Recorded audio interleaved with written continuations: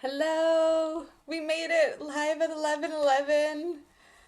Got cut off last week, so I'll bring in as well as I can some of those topics that we discussed. First, I want to invite you to join me in this special moment, 11:11, a time of synchronicity, to just close your eyes, deep breath in through your nose, the biggest breath you have all day, all week. Bring it in, people.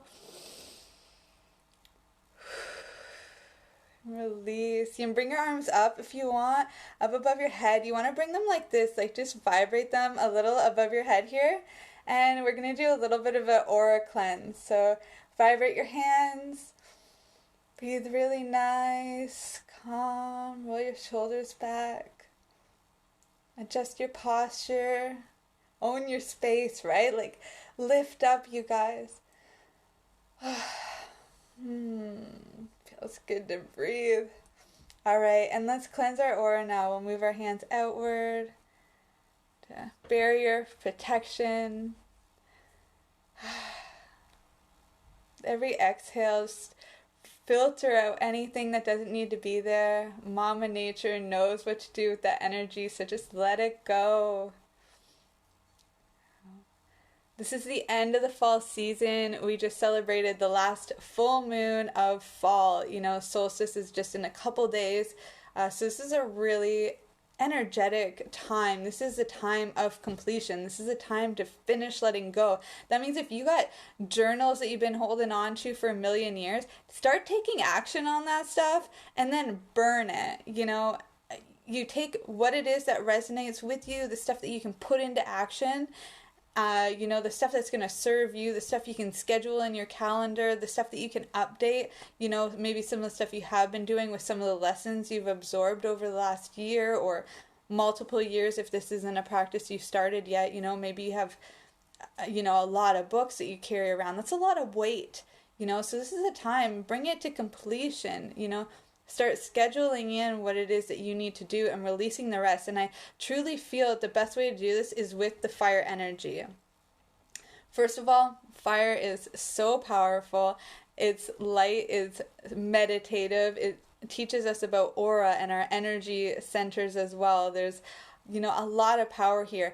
And fire also feeds us. So you can boil a kettle on the fire. You can cook your food over the fire that you're burning these intentions with. Maybe it's some journaling pages where you were just releasing on paper and now you've still held on to it for all these years. You get to release that, allow that energy to go back to nature, and then also eat some nourishing food to replace that new open space with something that nourishes you and feeds your soul. It's also something that you can do with tea, or what I found in a recent ceremony that I did with a wonderful woman that I met in person many years ago. I think we were saying 2017, 2018, and I did a ceremony with her just recently, and what she does on her fireplace is hold stones. So on these cold days, winter, like here in Canada, you can hold the stones and put your intention and your love in. They warm you, and they get happy too in that higher energy because they have a purpose now. They're not sitting there for decoration. They have a purpose to keep you warm, and also, of course, bring beauty and bring the energetics back into our home. Hey, you guys, so now we've opened up with this practice. I guess I'll share some of the stuff that I had brought up last week, just some of the new and goods before we got cut off, I'm still on their naughty list. Instagram. And, it's okay. I take it as an honor. I don't feel I would be telling the truth if I wasn't censored sometimes. So what I was saying that I found surprising was that I'm going to be quitting smoking cannabis for the winter season. So that's 3 months, 13 weeks, 90 days. It's going to be my time to just reset and know, is this medicine really helping me still or hindering me in my natural progression of growth, So this was just a curious question I had. Oftentimes I use the winter time to quit habits because it's easier to go inside. It's easier to you're already naturally not hanging out with as many people and things. It's harder to travel to places, especially here in Canada. Everybody's so far away. even in cities, our cities are so big, you know, it takes a long time sometimes to get from one side to the other. So there is a little bit less traveling, a little less social interaction. So I always found it was an easy time to quit something is in the winter, and then also shift that focus into something that is really unique and authentic to you, where nobody else needs to be an influence in that. So it's a time often where I'll get more creative with some of my herbology practices and also yoga practices, you know, pick a couple moves that I want to master for the in the year, and really hone in, you know, what is it I want to manifest in the year. Winter is a great time for germinating those seeds, so that come the spring you have something there that's going to blossom into something beautiful. You know, this is a time to prepare for all that. This is you choosing what seeds you want. This is you planning your garden, you know, figuring out which way the sun is. And, you know, you're figuring yourself out, your own direction. You're figuring out, you know, which way you're going to get the most light out of this new year. And there's so much we learn from just spending time in the garden. But anyway, yeah, with this season, the winter season, I always found that it is that time for planning. It's that time for germinating seeds. So in spring, it grows again. And that's what the fall season teaches us too, you guys, is that it's okay. It's safe to let go, because whatever's meant for you will bloom again. You know, you're not letting go forever, but it does clear space out so that you can focus. And I know a lot of you guys working with me or asking me questions, even if you haven't made that decision to work with me yet or to join our community, you know, you're still showing up to these things, which means you do see value in this. So it's a really great piece of advice to just work with the seasons, to allow yourself to let go in full faith that if it's there for you, if it's meant for you, it will come back. You know, it's yours, and that's okay. Like, you know, it's okay to let go. It's okay to let go of those journals. It's okay to let go of relationships. It's okay to just let go. Like, think of the house plants that you have, right? You need to cut off those dead leaves. And when we look outside at the trees, you know, they're letting go of everything. You know, even the evergreens do as well. You know, they do it in a different way, and they do stay green, but they still know when and how to shed.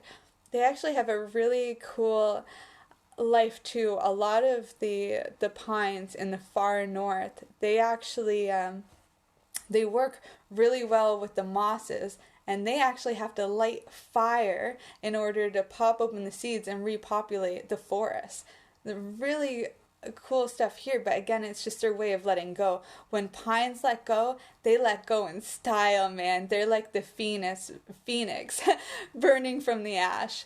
It's it's a very beautiful thing, and something I do encourage you guys to look into yourself too. Again, there's so many lessons in here.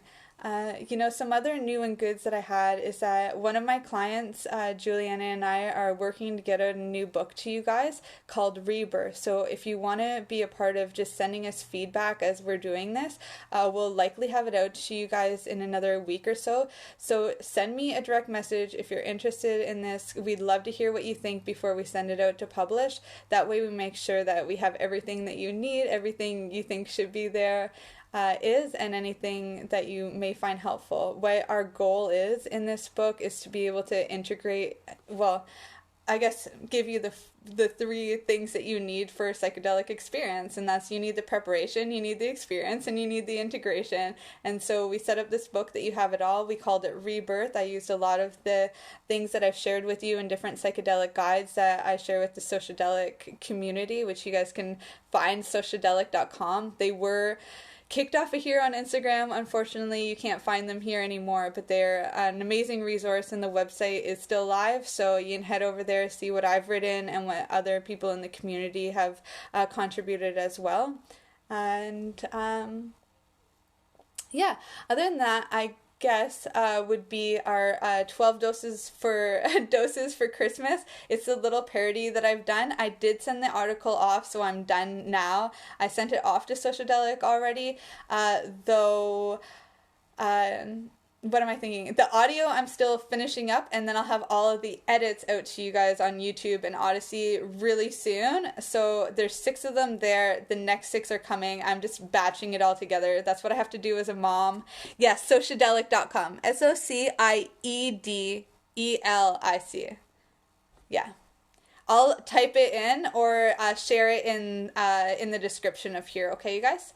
Other than that, you can join me on Odyssey today. We do go live. It's a great decentralized platform. Oh, nice! Oh my God, I'm so blessed.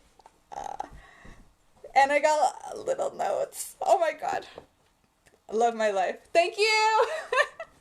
I'm gonna go enjoy this, eat up, nourish myself before the live. So live on Odyssey is at noon with me. I'll just go over the Q&As. They're frequently asked questions that you guys ask me. I keep them all on a list, so I go through them in order.